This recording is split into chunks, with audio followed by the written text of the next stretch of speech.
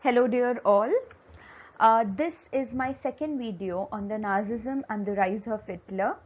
So in my first video we have covered about the case study of Helmut, and if in reference with that we have studied what was International Military Tribunal and why it was set up.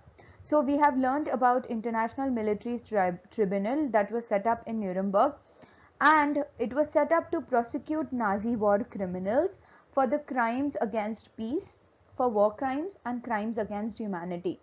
So this is what we have learned in the first video. Apart from this, we have learned about the genocidal war, the mass killing in large scale, the killing in large scale that took place in Nazi Germany in Second World War. We have learnt about that, and for that the Nuremberg Tribunal had punished several leading Nazis and also the Nazi supporters. We have learnt about all of this in my first video. And at the end of the video, I told you that the Allies were not harsh on the defeated Germany as they were after the First World War. And everyone, historians, everybody felt that the rise of Nazi Germany took place because of what German experienced at the end of the First World War. So if I say so, it is very important for us to know that what exactly did they experience, and for that I am going to make you understand what exactly they experience is what I am going to cover in the second video. So my second video starts with unit 1 of your textbook, page number 51, that is birth of Weimar Republic.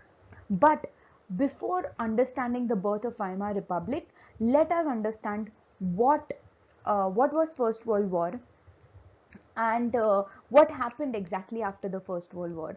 So there was a treaty, a peace treaty which was signed after the First World War, and it is said that this peace treaty was a humiliating treaty for Germans. So let us find out what exactly the Germans experienced after the end of the First World War that led to the rise of Germany, and ultimately that led to Second World War. So my second video is based on that. So let us start with our class 9 history, chapter 3, Nazism and the rise of Hitler, part 2 video. So to begin with, let us understand who all were involved in World War I. Somewhere I have given you a brief idea about this in the first video itself. But because we need to understand what happened after World War I, what was this peace treaty of Versailles, which was considered as humiliating treaty. So to understand that, firstly we should have a brief knowledge about World War I. I have saved a extra video link on World War I. It's a short video and a very nice video which will give you an overall idea about how World War I took place. Because in your textbook, if you will see, our focus is not on World War I. Our focus is what happened after 1918. What happened after World War I.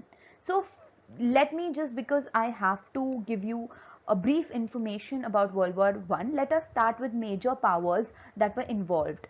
So here, if you see in the map, the First World War was between the Allied powers against the Central powers. Allied powers consist of, if you see the regions that are marked in green, consist of British Empire, France, Italy, Russia, United States. United States entry was quite late, towards the end, 1917 to 1918. But European nations were thoroughly involved in this war, and somewhere because of this war, uh, all the wealth, all the resources were drained out of Europe.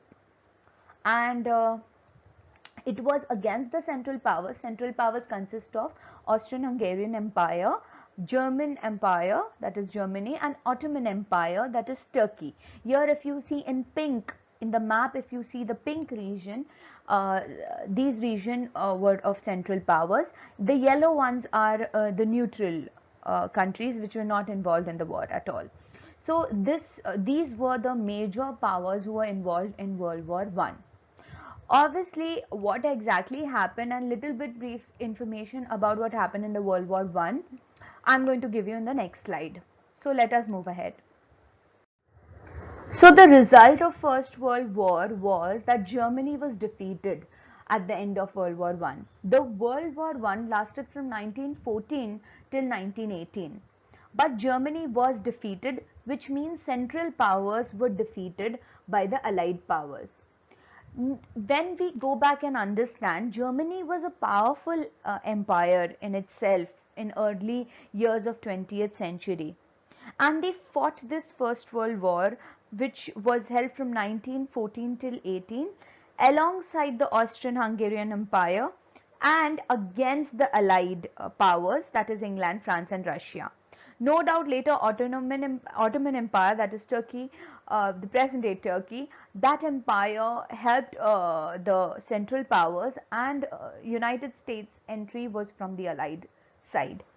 So these were the major powers, and I've discussed that already in the first slide. Let us move ahead. So Germany initially in the early years of 20th century was a quite powerful empire. All the countries in Europe, they joined the war either from the and mainly from the Allied side and against the Central Powers. All joined it enthusiastically, hoping that it will just be a quick victory.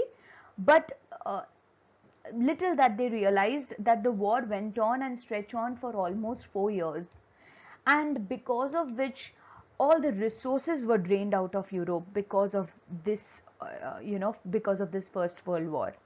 There was huge losses faced by France and all the other allied nations, and also Germany. They all were fighting this particular war on deaths. So somewhere there was a devastating effect on whole Europe because of this war. Germany made initial gains by occupying France and Belgium, and that's why you should know that somewhere France and Belgium lost their territories, and they faced huge losses during this war, and Germany made these initial gains. Allies got strengthened. They got strengthened when US entered the war in 1917, and ultimately Germany and the Central Powers were defeated by November 1918. So US entry was very crucial, and no doubt US was anyways giving loan to these European nations, giving loans to these nations who were part of the First World War.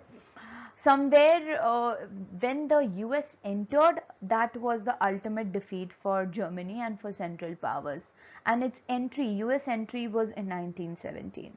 So this was just a brief idea given on World War I. I have saved a video in Teams. I'm sure that will give you much more better understanding about this, but my focus is on what happened after the defeat of Germany in World War I. So let us proceed quickly towards that. Now you all know that Germany was defeated in World War I. Central Powers were defeated by the Allied Powers. Now we will see the birth of Weimar Republic. When I say birth of Weimar Republic, so what exactly is that? I will make you understand, but before that, you should know that Germany was defeated. The defeat of Imperial Germany, the German Empire, led to somewhere all these developments that took place towards the end of the First World War, the defeats, the crushing defeats that Germans were facing, because of which somewhere the emperor was forced to abdicate the throne. So emperor was abdicated from his throne, and because of which there was an opportunity for the parliamentary parties to recast German polity. When I say this, it simply means that somewhere now it was an opportunist time for the parliamentarian parties to gather to form an assembly and declare Germany as a republic, as a democracy. And that is what was their next step. A national assembly met at Weimar, and because they met at Weimar, and there is where they established democracy in Germany. They made a democratic constitution for Germany, That's why they were called as Weimar Republic. Weimar Republic because the birth of democracy took place in Weimar, which was in a place in Germany. So this because there was a defeat of Imperial Germany, the German Empire declined, which gave birth to Weimar Republic, which gave birth to a democratic Germany.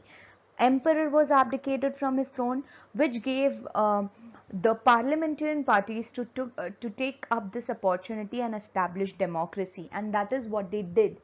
In Weimar, at Weimar, they met and they established a democratic constitution. They started writing a democratic constitution with a federal structure. I hope you all know what is a federal structure, where we work at different levels, where there are different levels of government under the central. Now, uh, the next step ahead was that these deputies were now elected to the German parliament. Now, German parliament is called as Reichstag. Excuse me for my pronunciation. Whenever I say Reichstag, which means the German parliament. Now, deputies were properly elected, elections were held, and every individual, every adult, including the women, got the right to vote for these parliamentary elections, for the elections that were held. So now the German Empire, in place of German Empire, Germany became a democratic country after First World War, with the establishment of Weimar Constitution, and then elections were held. Everybody got the right to vote, including the women. And this republic, however, when we say Weimar Republic, it is only called as Weimar Republic because parliamentarian parties formed a national assembly at Weimar. And the Weimar Constitution declared Germany as a democratic country. This republic, however, was not received well by its people. Now, why they were not received well by its people? Because of everything that Germany faced after the World War I. And this is the reason. As a newborn democracy, they had lots of things to deal with. And what was exactly that? There were many terms that were forced on Germany to accept after the defeat. So there was this peace treaty that the Weimar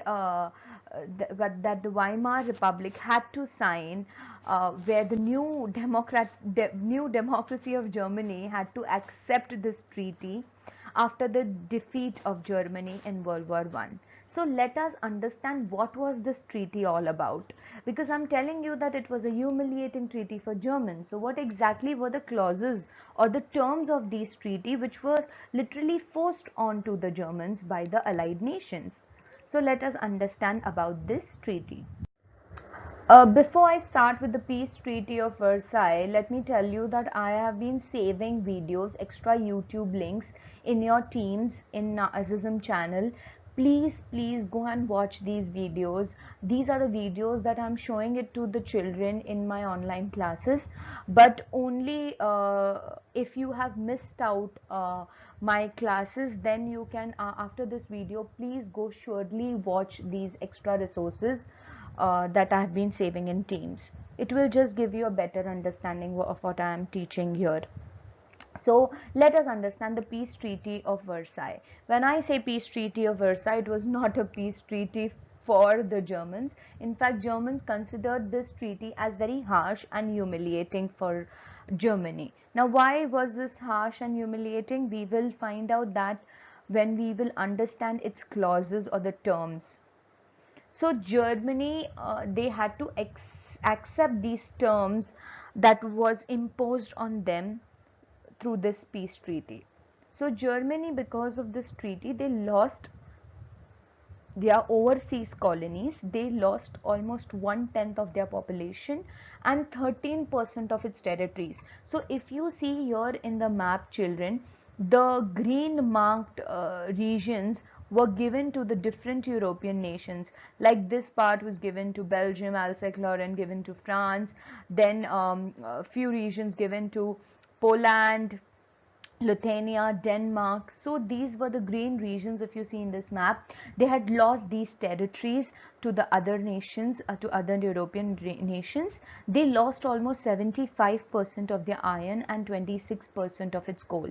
Not to forget that they were also involved in the First World War. They were defeated, and these were the compensation that they had to give in the name of peace treaty. Okay, so they lost their overseas colonies, they lost 1/10 of their population, they lost 13% of their territories, and their coal and their iron also. So now any which ways they are drained out of their wealth, any which ways they fought the war on debt, and now more on top of it, now they are going to lose these more resources to the allied powers only because they were defeated and they were held responsible for all the damages that took place, especially in France and Belgium, because of Germany. Now, the other term was that the Allied powers demilitarized Germany to weaken its power. Now, what does this mean? Simply, Allied powers had imposed that there should be only a limited military, that Germany can keep it with themselves. The reason is that they didn't want Germany to be so strong enough that again such incident takes place. So they were demilitarized. There was limited amount of military, only a limited number of military, you can say, army men that they can keep to themselves. There were many other clauses where they were not allowed to have an access to submarines and all of that. So they demilitarized them. Why? Because so that Germany is weak and they don't think about doing what they have done before. Germany, the other term is Germany was forced to pay compensation. Now, children, there was this war guilt clause, which this clause was that Germany was responsible for the war and the damages that the allied countries suffered, and mainly France and Belgium, I told you, because as I've told you that initial gains were Germany during the First World War was that they had occupied most of the region of France and Belgium, and because of which France and Belgium had to face huge losses, and the reason was Germany. So Germany had to compensate it by paying the allied countries 6 billion pounds, which was too much money for Germany during this time. And somewhere you will see that why did Germany faced economic crisis after this treaty around the 1920s. You will come to know that somewhere this peace treaty had a devastating effect on German, not only on German politics, economy, on German economy, and even social life. That is what you will gradually learn, and it eventually gave rise to Hitler and Nazi party.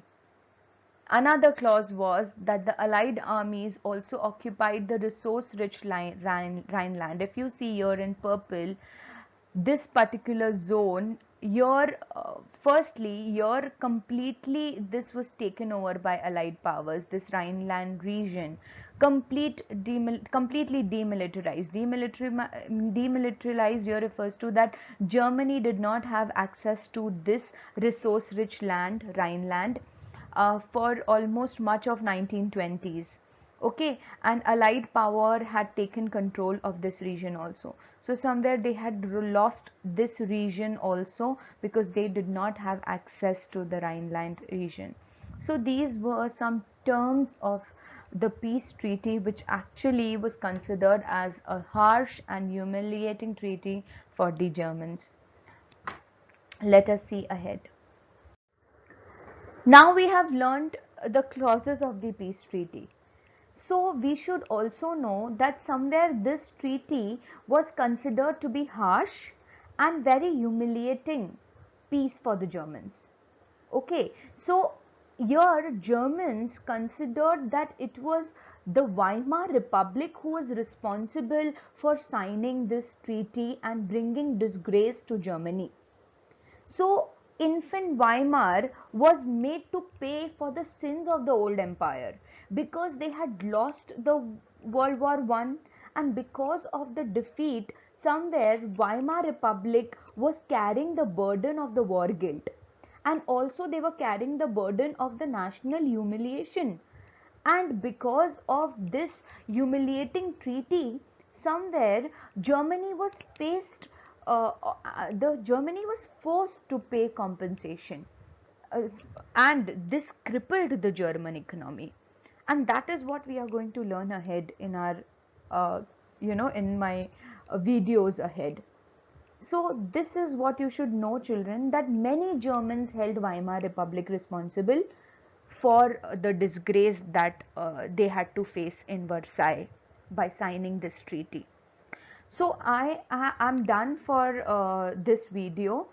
I have just made you understand about the First World War in brief, and mainly how did the Weimar Republic, how the birth of Weimar Republic took place, and mainly the Treaty of Versailles.